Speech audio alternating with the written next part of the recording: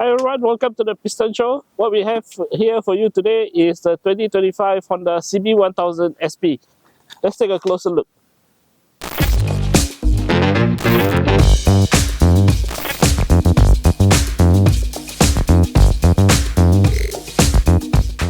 Hi, welcome back. Yeah, as you can see, this is the CB1000 SP, which was launched in mid-May during the Malaysian Auto Show. This bike, Honda made it in other markets. It's also called the CB1000 Hornet SP.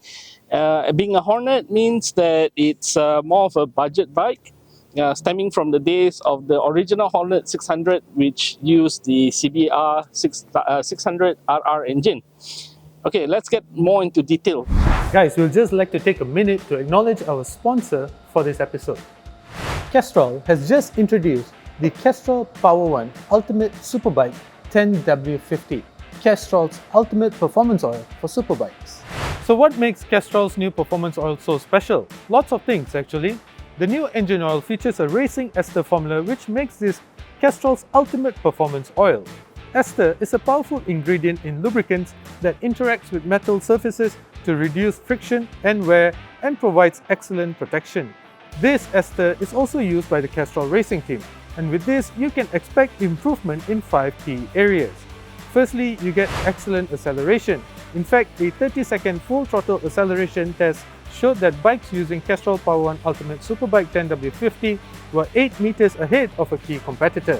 Secondly, you will get excellent protection. In fact, over 50% more wear protection than standard oil.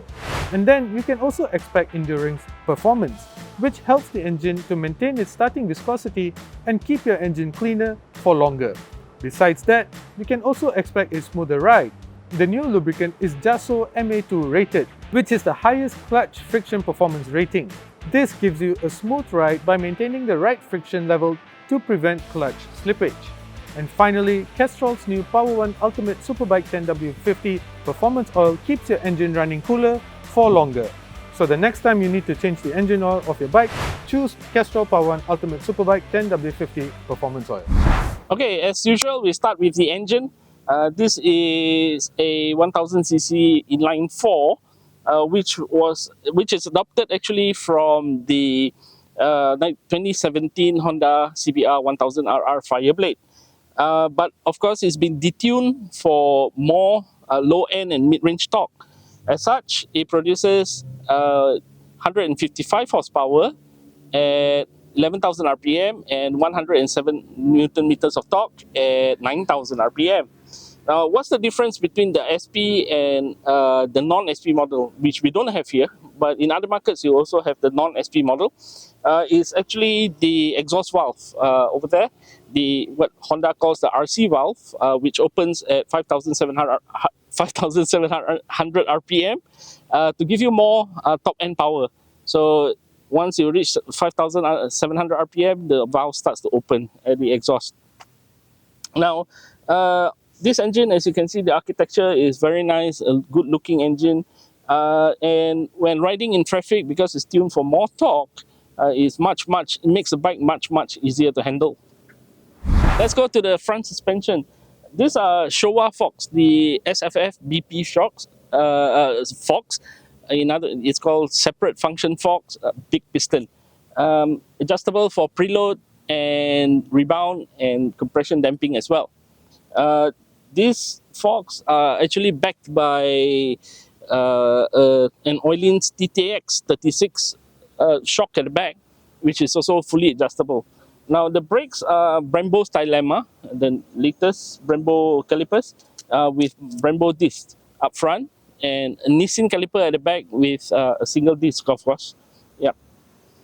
The engine's power is sent through, of course, a 6-speed gearbox fitted with a quick shifter. Now the quick shifter has, you can adjust the level of sensitiveness for the quick shifter for both upshift and downshift, which we'll show in a while. Let's come to the frame, which ties everything together.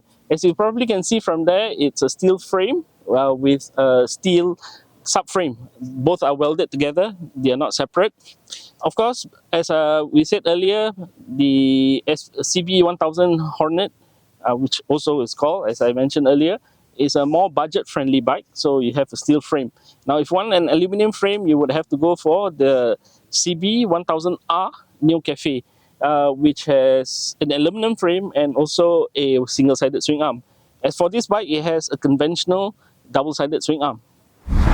Okay, as you can see here on your upper left corner, there's Bluetooth and phone, which is synced to my phone.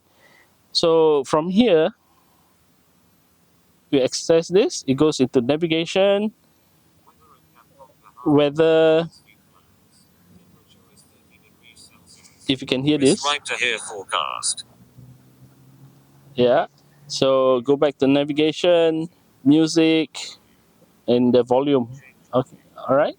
So this also can tie into your Bluetooth communicator as well. So let's say if there's a call coming in and stuff like that, it will answer. You can set for it to show up on the screen, or your messages as well, and you can choose to answer or otherwise. But of course, if you do not want calls to come in, just set in the Honda RoadSync app, and your calls will not show up here.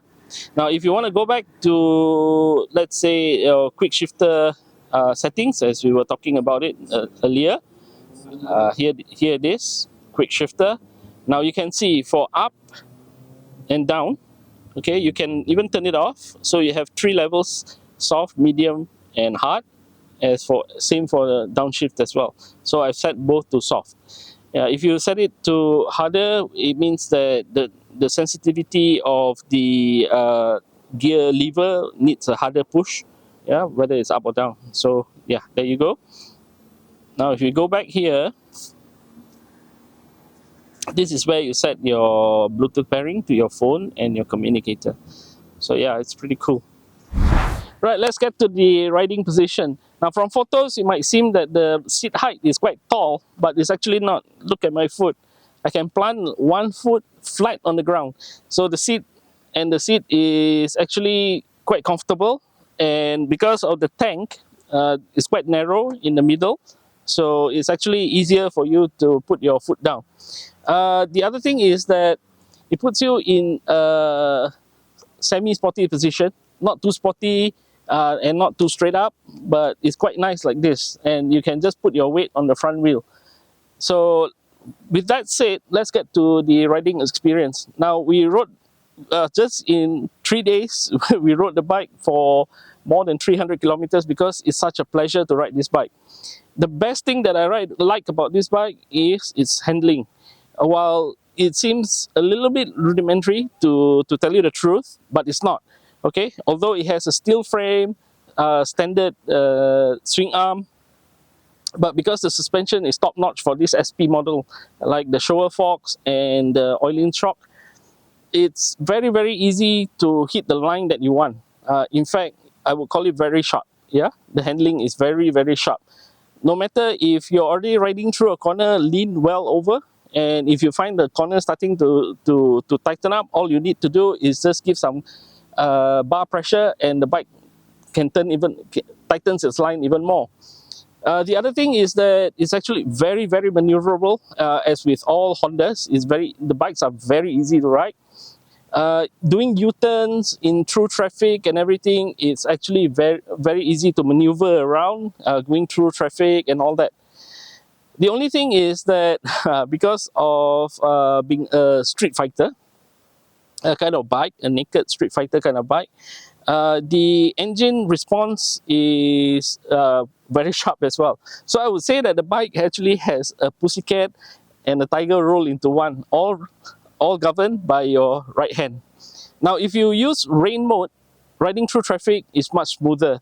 But if you use standard or especially sport mode and you try to ride through traffic, you're going to have some surprises because the bike can be a little bit twitchy when you start to open the throttle. But once it starts going, it's actually quite smooth. So, riding experience on this bike, we've covered more than 300 kilometers in just 3 days. We found that it's such a pleasure to ride this bike. Easy to handle, easy to maneuver through tight spaces, through traffic. But that being said, there are a few things that we have to think about when we first got this bike. Now, among the three modes that are in the bike, we would call pussycat, tiger, and lion. All governed by your right wrist. Now, through traffic, we found that it's much smoother and easier if you set it to rain mode. But if you're going on the highway a little bit faster, it's okay to go ahead and use standard mode. And lastly, sport mode, of course, is when you go through the twisties or twisty highways like Karak Highway. The reason being is that in the two modes, standard and sport, the initial throttle opening can be a little bit abrupt. Means you open a little bit and the bike jumps forward. And accordingly, when you close the throttle, the engine braking is quite strong as well. So you close the throttle and it starts to pull. However, once you get used to it, you will know that if you want to slow down, you just leave a little bit of throttle, don't close all the way, and the bike is smooth. Yeah. So that's the only thing that you have to remember with this bike. But that again, we like to say that even the brakes are very good, of course, Brembo's dilemmas. The rear brake, very good to control the bike's attitude. The other thing is, of course, handling. Now, it's very, very easy to handle. Now, if you imagine you come to a corner and you want to hit this line, this bike hits that line perfectly every single time. Whether it's a small corner, sharp corner, long corner, the bike just flows through corners like water. That's why of so many naked bikes in the market, this is one of the best actually. So kudos Honda, great work. If there's one thing that we like to complain about, not complain, like to give some feedback about, is of course the what do you call, the Honda Road Sync feature. Yeah, it's not the bike, but it's the software. Maybe you can update a little bit, because it's not easy to work through the navigation, the music, which uses like myself, because I use iPhone, you only use Apple Music. Yeah, it doesn't sync with Spotify or other music that you play. That's the only thing that we think that Honda probably you can improve a little bit. Other than that, lastly, how much is this? 90,000? 80,000? No, it's only 69,999. Of course, not on the road. So it's a great bike, really good value for money. So we hope that you go and test it out in Honda Big Wing centers around Malaysia. And I'm sure you're going to fall in love with this bike very fast. All right, thank you for watching. See you in the next episode. See ya.